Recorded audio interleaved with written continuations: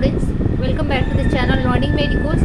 और आज का हमारा टॉपिक है जो मैं फार्मास्यूटिक्स के सेकंड के जो एग्ज़ाम जो नोट्स मैंने बनाए थे और नोट्स शेयर किए थे, तो उसका नेक्स्ट पार्ट है। फर्स्ट नोट्स में मैंने लॉन्ग क्वेश्चंस जो है आपके 5 क्वेश्चंस के आंसर्स या सॉल्यूशंस मैंने शेयर किए थे, तो ये उसके आगे के 5 क्वेश्चंस हैं। उम्मीद है कि वो वीडियो आपको पसंद आया होगा, और अगर आपने वो वीडियो नहीं देखा है तो वो ज़रूर देखें, क्योंकि 4 से 5 पार्ट में लगभग सारे क्वेश्चंस के आंसर्स के मैं नोट्स शेयर कर पाऊँगी। तो चलिए स्टार्ट करते हैं। Question number 6।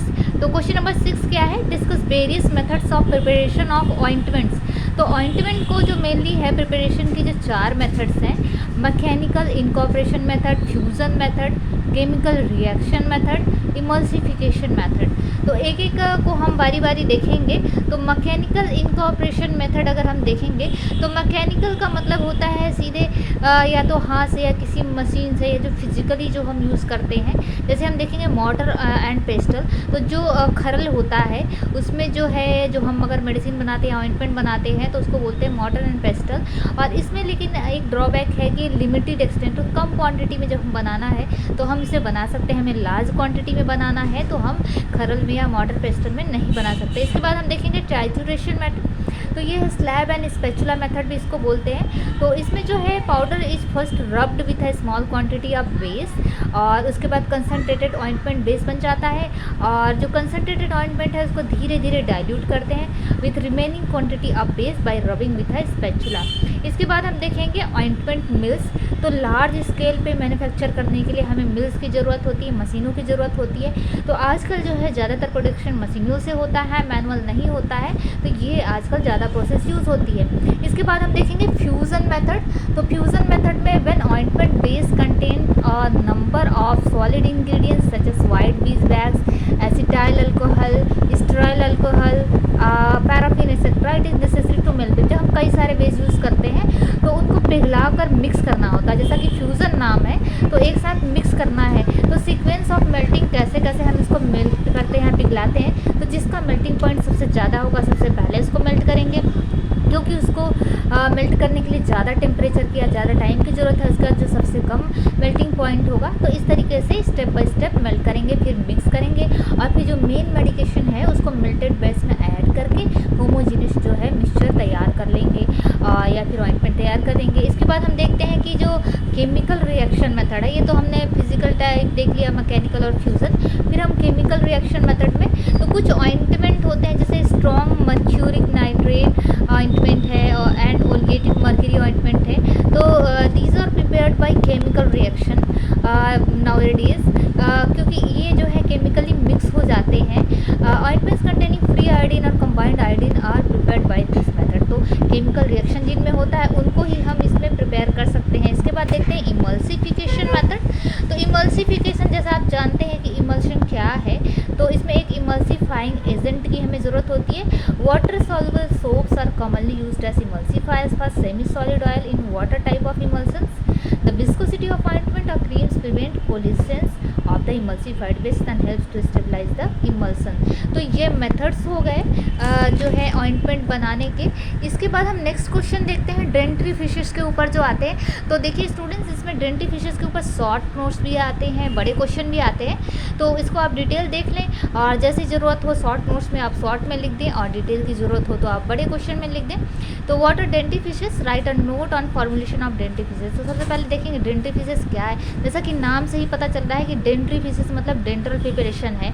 तो डेंटल प्रिपरेशन में जो हमारे टूथपेस्ट होते हैं, टूथ पाउडर, वो सारी चीज़ें प्रिपरेशन जो हमें क्लीनिंग के लिए यूज़ होती हैं, जैसे टूथपेस्ट है, पाउडर है, या फिर कोई liquid oral solution, mouth wash वगैरह, तो ये सारी चीज़ें जो डेंट्री फिशेस कहलाते हैं। और इसका फॉर्मुलेशन देखेंगे, तो इनका फॉर्मुलेशन का मतलब है कि इसके प्रिपरेशन में हमें कौन कौन से इंग्रेडिएंट्स जो है यूज़ होते हैं। तो सबसे पहले हमें ज़रूरत होगी एब्रेसिव की या पॉलिशिंग एजेंट की। तो पॉलिशिंग एजेंट क्या होता है, जो to remove debris and residual food particles, तो मेनली जो ऊपर की गंदगी साफ़ करने के लिए। अब्रेशन का मतलब होता है घर्षण या घिस कर निकालना, तो ऊपर से एक परत जमा कर पॉलिश करके वो रिमूव करता है गंदगी को। तो जैसे कैल्शियम सल्फेट है, मैग्नीशियम ट्राइसिलिकेट। इसके बाद देखेंगे surface active agent like detergent, इसको डिटर्जेंट भी कहते हैं। तो नॉर्मली जो डिटर्जेंट अलग वर्ड होता है, लेकिन इसका एक्शन कुछ सिमिलर होता है। तो to enhance the action of polishing agent, जैसे सोडियम लॉरेल एक एग्जांपल मैंने दिया है इसमें। फिर ये देखेंगे ह्यूमेक्टेंट। तो ह्यूमेक्टेंट जो नाम से ही है, जैसे ह्यूमिड का मतलब होता है मॉइस्चर, तो मॉइस्चर कंटेंट को रिटेन करने के लिए जैसे टूथपेस्ट में ग्लिसरीन या सॉर्बिटॉल ऐड किए जाते हैं, इसको ह्यूमेक्टेंट कहते हैं। इसके बाद हम देखेंगे कि बाइंडर्स, तो बाइंडर्स की ज़रूरत होती है अगर हमें पेस्ट बनाना है तो इसमें हाइड्रोफिलिक कोलाइड्स होते हैं जो कि एब्जॉर्ब होकर स्वेल करके एक्वस फेस में जो है बाइंड करते हैं। जैसे स्टार्च है, अगर आप उसमें पानी डालेंगे आप देखते हैं कि चिपचिपा लबाब जैसा हो जाता है, इसी तरह गम कैसी का है। तो ये जो है बाइंडर्स है। इसके बाद हम देखें स्वीटनिंग एजेंट। तो स्वीटनिंग और फ्लेवरिंग एजेंट की हमें ज़रूरत होती है, क्योंकि जो मेन मेडिकामेंट है उसका टेस्ट अच्छा नहीं हो, और हमें चूँकि डेंटल प्रिपरेशन है, माउथ से यूज़ करना है, तो टेस्ट ख़राब होने की वजह से, फ्लेवर ख़राब होने की वजह से वो हमें अच्छा ना लगे, इसलिए स्वीटनिंग और flavouring agent. Sweetening mainly saccharin और flavouring agent peppermint, wintergreen oil, और इसके अलावा सिनामन बेस भी यूज़ किया जाता है। इसके बाद देखते हैं प्रिजर्वेटिव,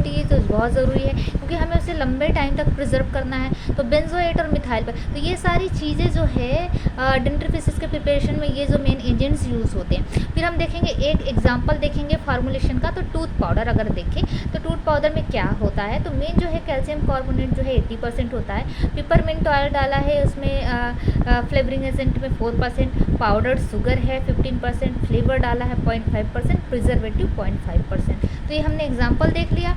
चलते हैं नेक्स्ट क्वेश्चन में। तो नेक्स्ट क्वेश्चन क्या है, define and classify incompatibility. Incompatibility मैंने स्टूडेंट्स आपको बताया है कि बहुत इंपॉर्टेंट क्वेश्चन है, और ये पूरा चैप्टर इंपॉर्टेंट है। इसमें अलग अलग केमिकल, फिजिकल, अलग अलग एक इनकम्पैटिबिलिटी के ऊपर क्वेश्चन आ सकता है, एग्जाम्पल के ऊपर शॉर्ट नोट्स आ सकते हैं, या फिर डिटेल क्वेश्चन भी आ सकता है। तो ये आप पूरा चैप्टर पढ़ लें। हालांकि मैंने जो रिपीटेड क्वेश्चन है उसमें से सेलेक्ट किया है, लेकिन आप पूरा चैप्टर ज़रूर पढ़ें क्योंकि बहुत इंपॉर्टेंट टॉपिक है। इसके बाद हम देखते हैं इनकम्पैटिबिलिटी क्या है। तो इनकम्पैटिबिलिटी में be defined as a result of mixing और प्रिस्क्राइबिंग टू और more substances which are antagonistic to each other and thus leads to production of effects that are not good. मतलब दो अगर मेडिसिन को मिलाते हैं, ड्रग्स को मिलाते हैं, और उसके बाद जो तीसरा प्रोडक्ट बनता है, अगर उसका जो इफेक्ट है वो हमारे लिए अच्छा नहीं है, एडवर्स इफेक्ट होता है या एंटागोनिस्टिक होता है, या जो हमें उसका डिज़ायर्ड एक्शन चाहिए वो नहीं मिलता है, तो उसको बोलते हैं इनकम्पैटिबिलिटी। तो टाइप ऑफ इनकम्पैटिबिलिटी को क्या देख सकते हैं हम, फिजिकल, केमिकल और थेरापेटिक। तीन तरह की इनकम्पैटिबिलिटी। फिजिकल, तो फिजिकल सिंपली क्लियर है कि mixing two or substances leads to physical change.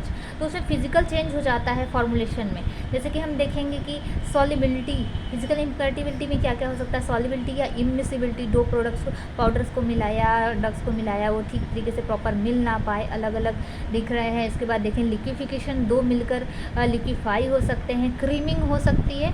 इसके बाद हम देखेंगे कि केमिकल इनकम्पैटिबिलिटी क्या है। तो सर्टेन केमिकल रिएक्शन जो है अगर हो सकता है जो दो चीज़ों को मिलाएं तो, और एंटागोनिस्टिक रिजल्ट होता है, अनडिज़ायरेबल प्रोडक्ट बन सकता है। ये दो तरीके का हो सकता है, टॉलरेटेड एंड एडजस्टेड। टॉलरेटेड में क्या होता है कि मेडिकेशन जो है मेथड ऑफ प्रिपरेशन में कोई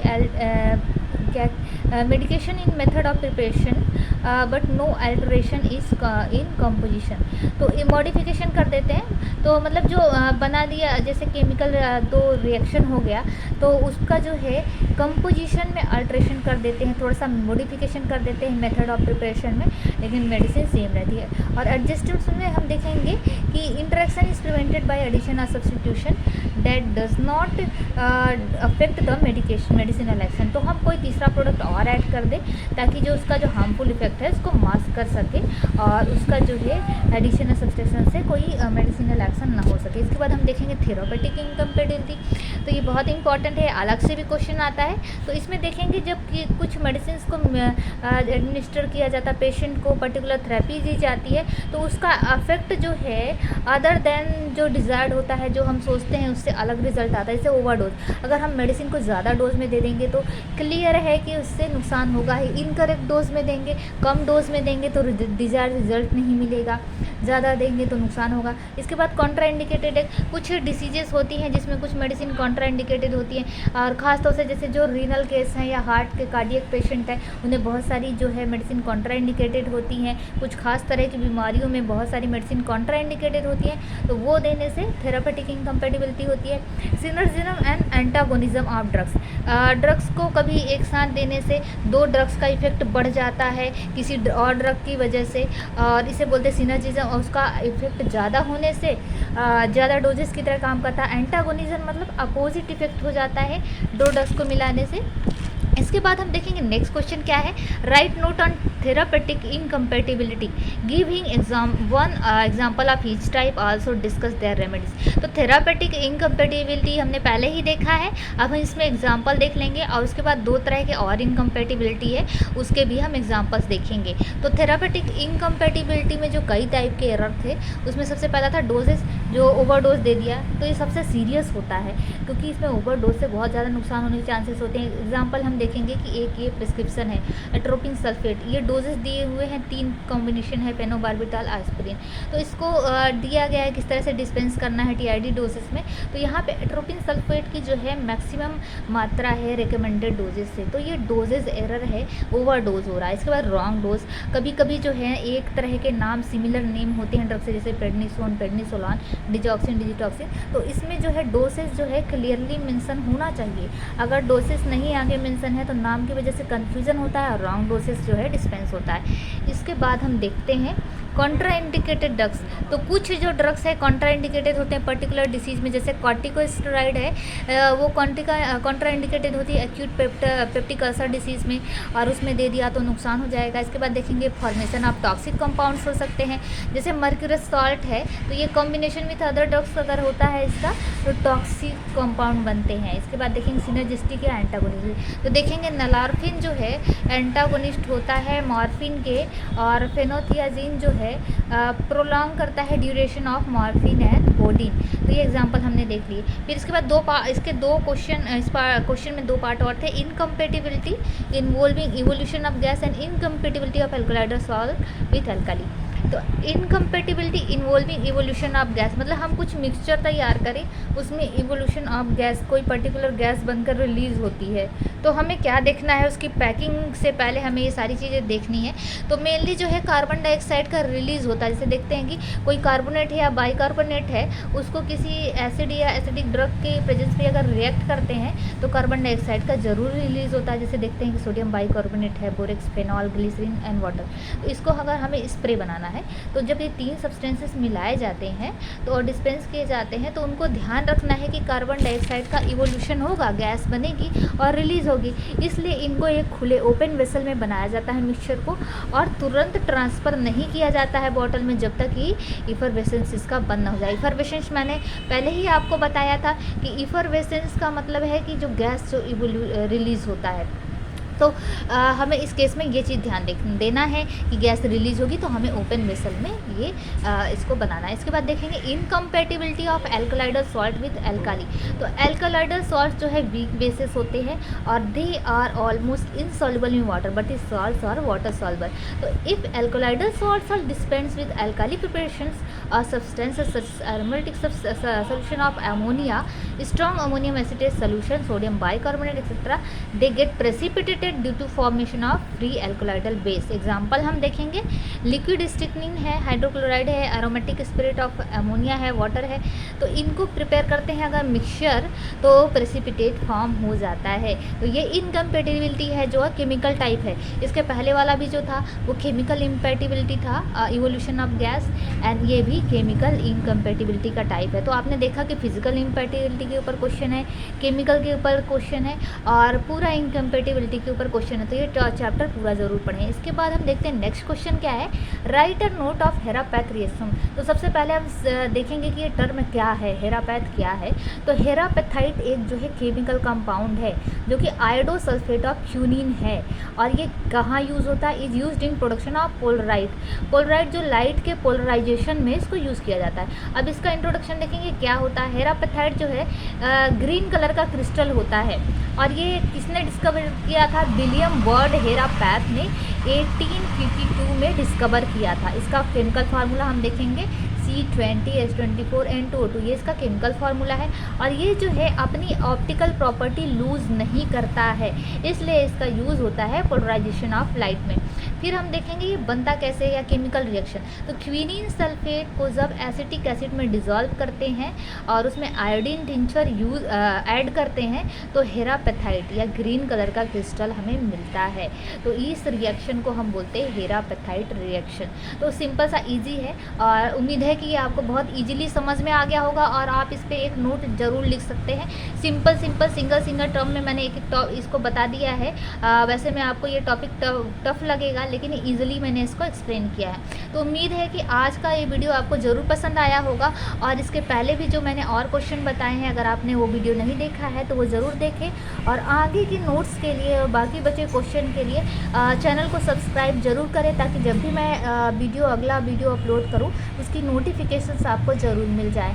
और अगर वीडियो पसंद आया तो और लोगों तक शेयर ज़रूर करें, ताकि ज़्यादा से ज़्यादा स्टूडेंट्स को इसका फ़ायदा पहुँच सके। तब तक के लिए धन्यवाद।